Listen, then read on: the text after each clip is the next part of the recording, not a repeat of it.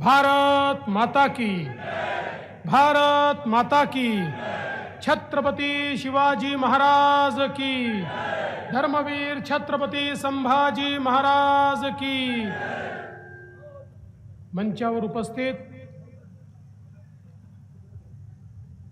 आपल्या जिल्ह्याचे पालकमंत्री सुरेश भाऊ खाडेजी, आपले लोकप्रिय खासदार आणि उमेदवार संजय काका पाटीलजी, या ठिकाणी उपस्थित सुधीरदादा गाडगीळ, गोपीचंदजी पडळकर, नीताताई केळकर, आपल्या सर्वांचे लाडके नेते आणि माजी आमदार पृथ्वीराज बाबा देशमुख, आपले दुसरे लाडके नेते आणि ज्यांनी जिल्हा परिषदेचा अध्यक्ष म्हणून अतिशय उत्तम काम केलं ते संग्राम भैया देशमुख, मकरंदजी देशपांडे, दिनकर तात्या पाटील, धनंजयराव देशमुख, अमरबापू देशमुख, पप्पूजी डोंगरे, राजाराम गरुड, अशोक साळुंके, मिलिंद पाटील, दत्तूसेठ सूर्यवंशी, विश्वतेज देशमुख, विलास काळेबाग, संदीप पाटील, बाबासाहेब शिंदे, उमेश लाड, कृष्णत मोकळे, चंद्रसेन देशमुख, मंगलताई क्षीरसागर, सत्यजित यादव, प्रदीप कदम, संजय यसगुडे, जयदीप देशमुख, सतीश देशमुख, मंचावरील सर्व मान्यवर आणि या ठिकाणी उपस्थित सर्व माझ्या माता भगिनी आणि बंधूंनो, मी सर्वप्रथम हिंदवी स्वराज्याचे सरसंस्थापक छत्रपती शिवरायांना मानाचा मुजरा करतो आणि भारतीय राज्यघटनेचे शिल्पकार भारतरत्न डॉक्टर बाबासाहेब आंबेडकर यांना मानवंदना अर्पित करतो। आज खरं म्हणजे आपण सगळे लोक लोकसभेच्या निवडणुकीच्या करता या ठिकाणी उपस्थित झालो आणि आताच या ठिकाणी संग्राम भैयांनी आणि पृथ्वीराज बाबांनी आपले विचार मांडले।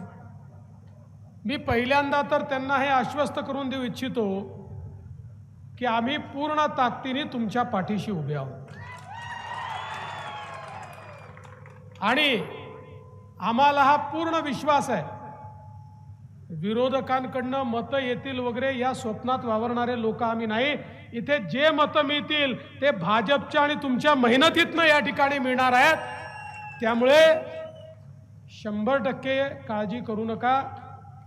कालही तुमच्या सोबत होतो, आजही आहोत आणि उद्याही तुमच्या पाठीशी संग्राम भैया अगदी ताकदीनं आम्ही उभं राहू हे सांगण्याकरता खरं म्हणजे या ठिकाणी मी आलो आहे।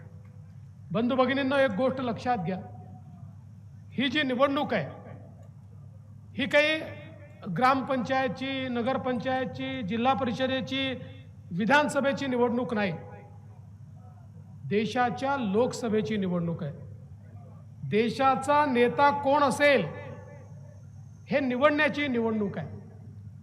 पुढचे 5 वर्ष देश कोणाच्या हाती सुरक्षित राहील, देशाचा विकास कोण करू शकेल, कोण सर्वसामान्य माणसाला पुढे नेऊ शकेल याचा विचार करण्याची आणि निर्णय करण्याची निवडणूक आहे। आणि म्हणून या निवडणुकीमध्ये आपल्याला 2 उमेदवार दिसत असतील, संजय काका असतील, अजून 2-3 उमेदवार समोर आहेत। या उमेदवारांची निवडणूक नाही आहे, या निवडणुकीत 2च पर्याय आहेत। एक पर्याय आहे विश्वगौरव विकास पुरुष नरेंद्र मोदीजी आणि मोदीजींच्या नेतृत्वातली आपली महायुती, ज्याच्यामध्ये आपली शिवसेना आहे, राष्ट्रवादी आहे, रासपा आहे, रिपाई आहे, पिरिपा आहे, मनसे आहे, अशा प्रकारची आपली महायुती आहे। आणि दुसरीकडे राहुल गांधी, आणि राहुल गांधींच्या नेतृत्वात 26 पक्षांची खिचडी आहे। बंधू भगिनींनो, ही लढाई 2 व्यक्तिमत्वांमधली आहे, 2 नेत्यांमधली आहे।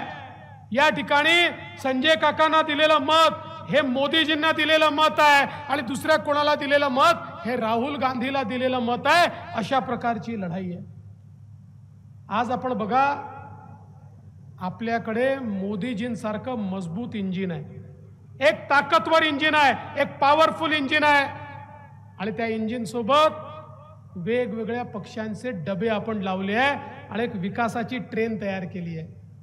आणि या विकासाच्या गाडीमध्ये दीन, दलित, गोर, गरीब, आदिवासी, शेतकरी, शेतमजूर, महिला, अल्पसंख्याक, ओबीसी, मराठा, धनगर सर्व समाजाच्या लोकांना सोबत घेऊन आपली विकासाची गाडी सबका साथ सबका विकास म्हणत त्या ठिकाणी पुढे जाते. दुसरीकडे काय अवस्था आहे? दुसरीकडे राहुल गांधी म्हणतात मी इंजिन आहे. तिथे इंजिनच आहे, डब्बा नाहीच आहे. राहुल गांधी म्हणतात मी इंजिन आहे. शरद पवार म्हणतात तू इंजिन नाही, मी इंजिन आहे. उद्धव ठाकरे म्हणतात मी इंजिन आहे. मुलायम सिंगाचा पोरगा म्हणतो मी इंजिन आहे. लालू प्रसादचा पोरगा म्हणतो मी इंजिन आहे. स्टॅलिन म्हणतो मी इंजिन आहे. ममता दीदी म्हणते मी इंजिन आहे. तिथे कोणीही डबा लावायला तयार नाही, सगळे म्हणतात मी इंजिन आहे. आता आपल्या गाडीत तर सगळ्यांना बसायला जागा आहे. इंजिनमध्ये किती लोकांना बसायला जागा असते? इंजिनमध्ये केवळ ड्रायव्हर बसतो. आणि यांचं इंजिन असं आहे, राहुल गांधींच्या इंजिनमध्ये सोनियाजी आणि प्रियंका ताईच बसू शकतात. शरद पवार साहेबांच्या इंजिनमध्ये फक्त सुप्रियाताई बसू शकतात. आणि उद्धव ठाकरेंच्या इंजिनमध्ये फक्त आदित्य ठाकरे बसू शकतात. तुमच्याकरता यांच्या इंजिनमध्ये जागा नाही. पण बंधू भगिनींनो, ज्या क्षणी तुम्ही संजय काकांच्या कमळाची बटन दाबता, आपल्या सांगली जिल्ह्याची बोगी ही मोदी साहेबांच्या ट्रेनला अटॅच होते आणि सबका साथ सबका विकास करत विकासाकडे ही बोगी पुढे जाते.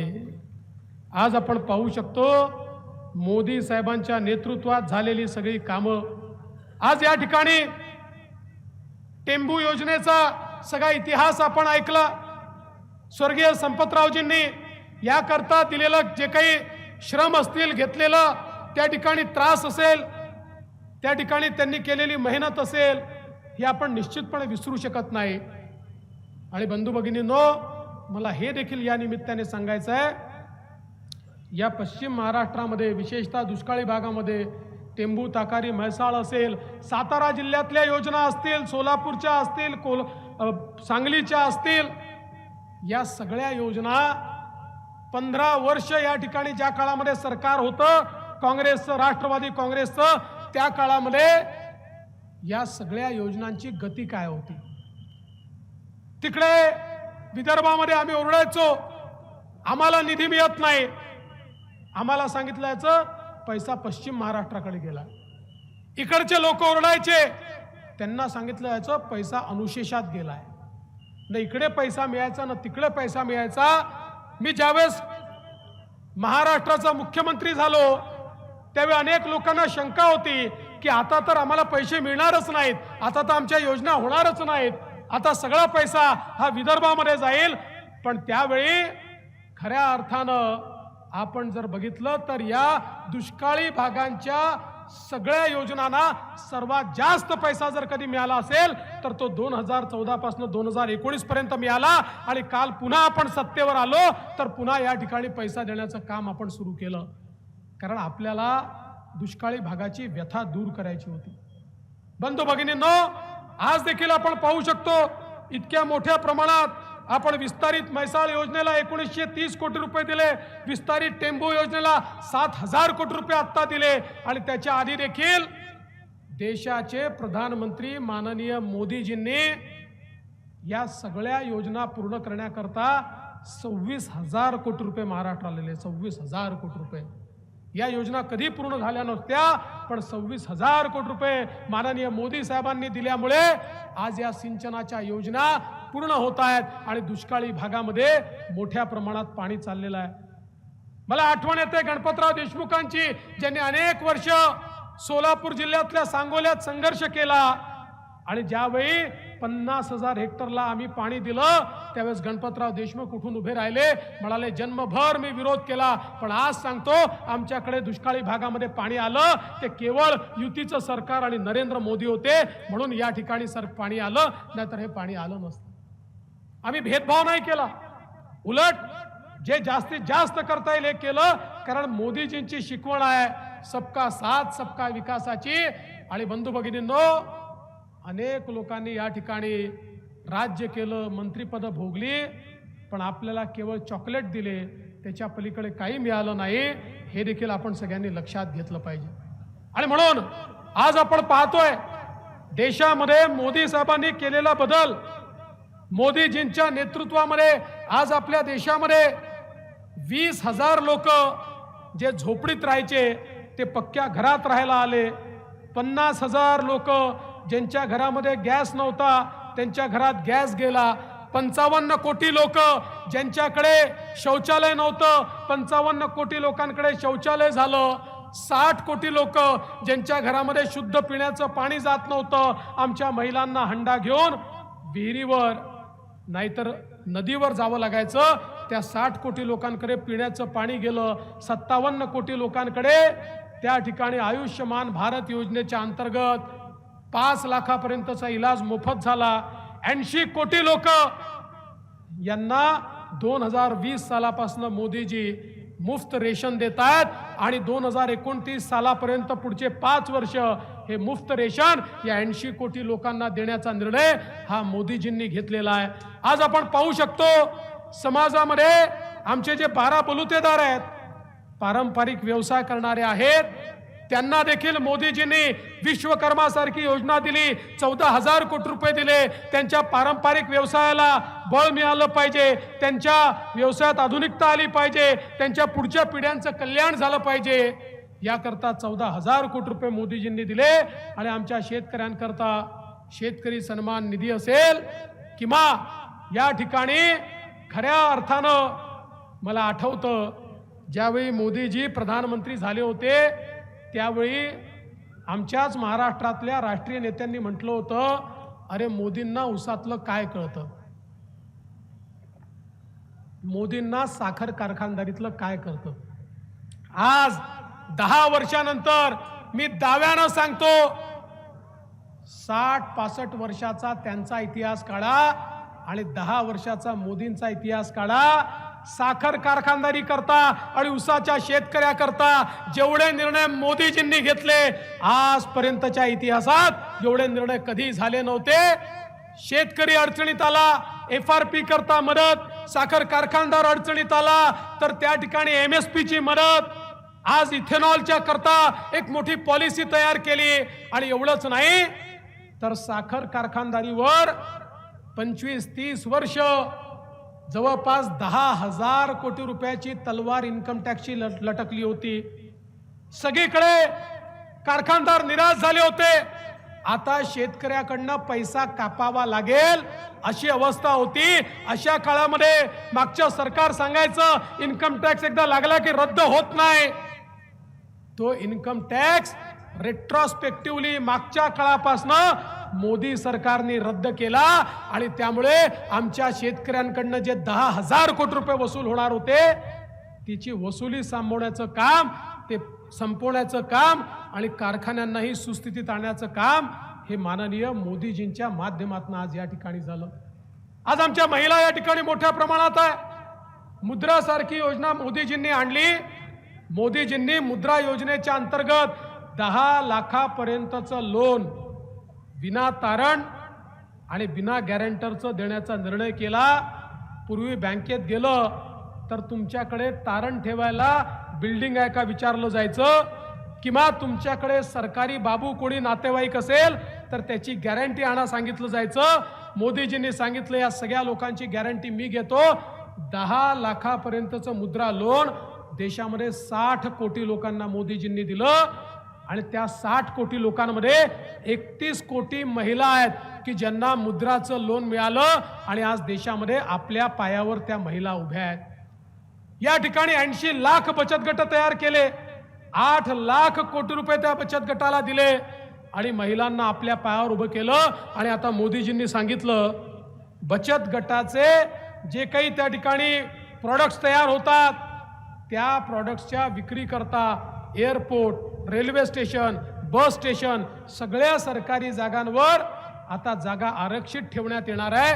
कारण मोदीजी म्हणतात एक पुरुष जेव्हा आपल्या पायावर उभा होतो तेव्हा केवळ पुरुष पायावर उभा होतो, पण महिला जेव्हा पायावर उभी राहते त्या संपूर्ण घर हे त्या ठिकाणी पायावर उभं राहतं. आणि म्हणून महिलांना अधिकार देण्याचं काम मोदीजींनी केलं. आज वयोश्री सारखी योजना आणली. गरीबाच्या घरी कोणाच्याही घरी जे वयस्कर लोक आहेत आता तर 70 वर्षाच्या वरच्या सगळ्या लोकांना सर्व प्रकारचे औषध उपचार फ्री केले. पण त्यासोबत वयोश्री योजनामध्ये कोणाला कानाचं यंत्र पाहिजे तर कानाचं यंत्र, चष्मा पाहिजे तर चष्मा, कवळी पाहिजे तर कवळी, कमोड पाहिजे तर कमोड, ज्या ज्या काही वयस्कर लोकांना सुविधा लागतात त्या सगळ्या सुविधा त्यांच्यापर्यंत पोहोचवण्याचं काम हे माननीय मोदीजींनी या ठिकाणी केलं. आणि एवढंच नाही तर आमच्या दिव्यांगांकरता फ्रान्स आणि जर्मनीमध्ये अत्युच्च दर्जाचे त्या ठिकाणी जे पाय हात कृत्रिम तयार होतात त्याची फॅक्टरी भारतामध्ये टाकली आणि देशामध्ये दिव्यांगांना त्या ठिकाणी चांगल्या प्रकारचे पाय, चांगल्या प्रकारचे हात, चांगल्या प्रकारचे प्रोस्थेटिक लेग्स, म्हणजे कालपर्यंत जो दिव्यांग चालू शकत नव्हता, मोटरसायकलची किक मारून मोटरसायकल चालवू शकतो अशा प्रकारचे पाय किंवा हातोडी मारू शकतो अशा प्रकारचे कृत्रिम हात हे दिव्यांगांपर्यंत देण्याचं काम हे मोदीजींनी केलं. समाजातला असा कुठला घटक नाही ज्या घटकाला मोदीजींनी त्या ठिकाणी फायदा करून दिला नाही. आणि हे सगळं करत असताना मोदीजींनी जात पाहिली नाही, धर्म पाहिला नाही, पंथ पाहिला नाही, भाषा पाहिली नाही. एकच सांगितलं, सबका साथ सबका विकास या एकाच मुद्द्यावर गरीब कल्याणाचा अजेंडा चालवला. आणि त्यामुळे जग आश्चर्य करताय, 10 वर्षामध्ये भारतामध्ये 25 कोटी लोक हे गरिबी रेषेच्या वर आले. हा रेकॉर्ड जगाच्या पाठीवर कुठल्याही देशाला जमला नाही. आणि बंधू भगिनींनो, सगळ्यात महत्त्वाची गोष्ट, एक मजबूत देश मोदीजी तयार करतायत. 2013 साली इंटरनॅशनल मॉनिटरी फंड आणि वर्ल्ड बँकेने 5 देशांच्या नावाची घोषणा केली. सांगितलं हे 5 देश पुढच्या 1 वर्षामध्ये दिवाळखोरीत जातील. आणि त्या 5 देशामध्ये एक देश आपला भारत देश देखील होता. 2014 साली तो दिवाळखोरीत जाईल अशा प्रकारे सांगण्यात आलं. 14 साली मोदीजी आले.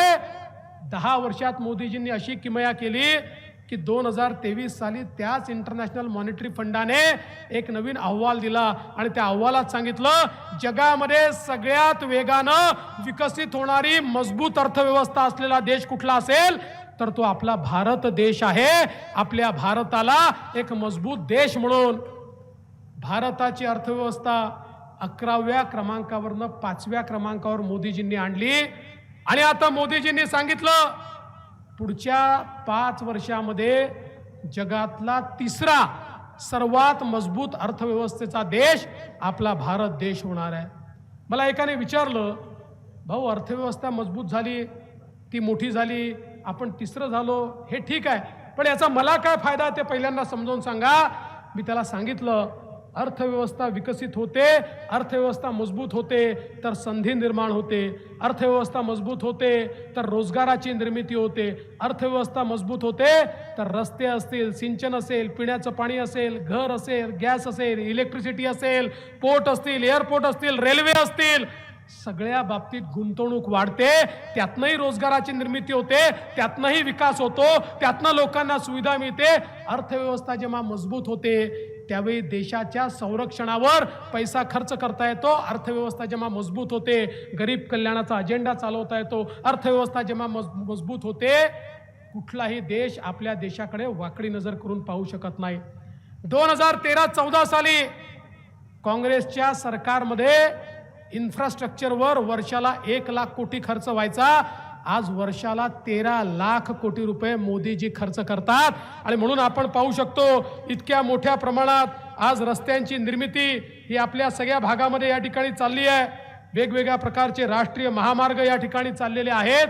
आणि आपल्या सांगली जिल्ह्यातनंही माझ्याकडे तर यादी आहे, मी आता आपला यादी वाचून वेळ घालवणार नाही, पण इतक्या मोठ्या प्रमाणात हे सगळे राष्ट्रीय महामार्ग आज आपल्या सांगली जिल्ह्यातनंही चाललेले आहेत. एक कनेक्टिव्हिटी या ठिकाणी तयार होते आहे. बंधू भगिनींनो, हे सगळं का होऊ शकलं?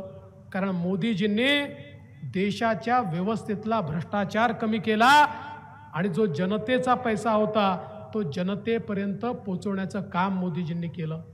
आज आपण पाहू शकतो, तुम्ही आठवा तो कोविडचा काळ.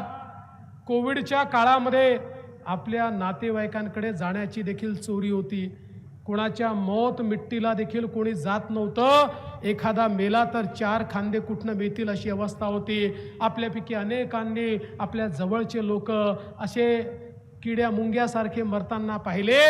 असं वाटत होतं की आता भविष्य काय आहे. आणि जग म्हणत होतं 140 कोटीचा भारत आहे, किमान 40-50 कोटी लोक तर आता या ठिकाणी मरतील. आता भारताला कोणी वाचवू शकत नाही. जगामध्ये 4 देश होते ज्यांनी त्या ठिकाणी लस तयार केली होती. त्या देशांना वाटायचं की भारत आमच्याकडे येईल आणि भीक मागेल, आमच्या लोकांना वाचवण्याकरता आम्हाला कोविडची लस द्या. त्यांना माहिती नव्हतं या भारतामध्ये एक असा वाघ प्रधानमंत्रीच्या पदावर आहे की जो आपल्या लोकांना कसं वाचवायचं हे जाणतो. मोदीजींनी शास्त्रज्ञ एकत्रित केले, त्यांना सांगितलं तुम्हाला काय लागतंय ते देतो, संसाधनं दिली, रॉ मटेरियल दिलं आणि आपल्या देशामध्ये कोविडची लस तयार करून घेतली. 140 कोटी लोकांना 2 वेळा लस ही मोदीजींनी 1 पैसा न घेता टोचली. बंधू भगिनींनो, आज आपण जिवंत आहोत. मोदीजींनी लस दिली म्हणून जिवंत आहोत. आपण जर ती लस घेतली नसती तर कदाचित या सभेला देखील जिवंत राहिलो नसतो. मोदीजींनी आज आपल्याला जिवंत ठेवलंय. मी मध्यंतरीच्या काळात मॉरिशसला गेलो होतो. त्या ठिकाणी छत्रपती शिवरायांच्या पुतळ्याचं अनावरण होतं. मॉरिशसच्या राष्ट्रपतींना भेटलो. ते राष्ट्रपती मला म्हणाले, फडणवीसजी तुम्ही माझा धन्यवाद मोदीजींपर्यंत पोचवा. मी म्हटलं कशाबद्दल धन्यवाद? म्हणाले माझा मॉरिशस जिवंत आहे कारण नरेंद्र मोदींनी आम्हाला कोविडची लस दिली, नाहीतर माझा मॉरिशस देखील जिवंत राहिला नसता. बंधू भगिनींनो, आज 100 देश असेल की जे 100 देश या ठिकाणी सांगतात की आमचा देश नरेंद्र मोदींमुळे जिवंत आहे. माझं तर म्हणणं आहे बाकी विकास बाजूला ठेवा, जान है तो जहान है. आज जिवंत आहोत तर मोदीजींच्या नेतृत्वामुळे. त्यामुळे यावेळी तेवढ्या एका कारणाकरता आपला आशीर्वाद जरी आपण मोदीजींना दिला तरी देखील त्यांच्या या खऱ्या अर्थानं आपल्याला दिलेल्या लसीच्या उपकारातनं आपण उतराई होऊ शकू. आणि म्हणून मी तुम्हाला विनंती करण्याकरता या ठिकाणी आलो आहे. आज एक मजबूत भारत मोदीजींनी तयार केलाय. तुम्ही बघा, एक काळ होता या भारतामध्ये कोणीही घुसायचं, बॉम्बस्फोट करायचं आणि निघून जायचं. मुंबईमध्ये बॉम्बस्फोट झाले, काय केलं आमच्या तेव्हाच्या काँग्रेसच्या सरकारनं? मुंबईच्या बॉम्बस्फोटानंतर आमचे पंतप्रधान हे त्या ठिकाणी अमेरिकेच्या राष्ट्रपतीकडे गेले आणि म्हणाले बघा तो पाकिस्तान आम्हाला त्रास देतो, तुम्ही त्या पाकिस्तानला रागवा. म्हणजे एवढ्या मोठ्या देशाचे प्रधानमंत्री अमेरिकेसमोर घुटणे टेकून त्या ठिकाणी होते.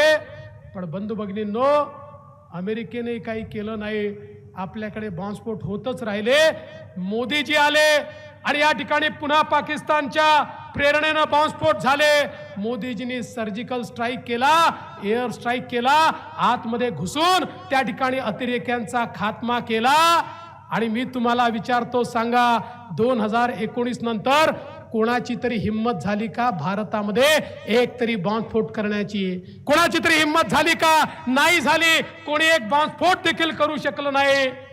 याचं कारण त्यांना लक्षात आलं, हा जुना भारत नाही आहे, रडणारा भारत नाही आहे, हा लढणारा आणि ठेचणारा भारत आहे जो मोदीजींनी आज तयार केलेला आहे. बंधू भगिनींनो, आता या भारताने जे केवळ अमेरिका, रशिया आणि चीनला जमलं ते भारताने केलं. 7000 किलोमीटर दूर कुठेही शत्रूचं ठाणं असलं तरी भारताने ब्रह्मोस मिसाईल तयार केलाय. जे मिसाईल भारतातनं उडेल, माणसाची आवश्यकता नाही आहे. 7000 किलोमीटर दूर कुठे बंकरच्या आतमध्ये देखील शत्रूने ठाणं तयार केलं असेल तर ते ठाणं त्या ठिकाणी तोडून टाकण्याची क्षमता असलेलं क्षेपणास्त्र आज भारताने तयार केलंय. आणि म्हणून चीन देखील वाकड्या नजरेनं आपल्या भारताकडे आज पाहू शकत नाही. आणि म्हणून बंधू भगिनींनो, तुम्हाला एवढंच सांगण्याकरता आलो आहे, ही साधी निवडणूक नाही आहे. या देशाला असं नेतृत्व मोदीजींशिवाय कोणी देऊ शकत नाही.